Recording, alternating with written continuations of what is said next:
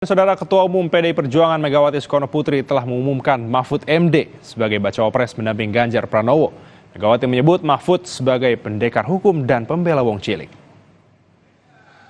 Merdeka. Menko Polhukam Mahfud MD resmi dipilih sebagai bakal cawapres pendamping Ganjar Pranowo. Keputusan ini disampaikan Ketua Umum PDI Perjuangan Megawati Soekarnoputri Rabu siang. Megawati menilai sosok Mahfud yang berpengalaman di bidang hukum dan dijuluki sebagai pendekar hukum cocok untuk mendampingi Ganjar Pranowo. Mahfud juga berpengalaman di legislatif, yudikatif, dan eksekutif. Seorang sosok intelektual yang mumpuni karena saya perhatikan pengetahuan beliau di masalah hukum cocok.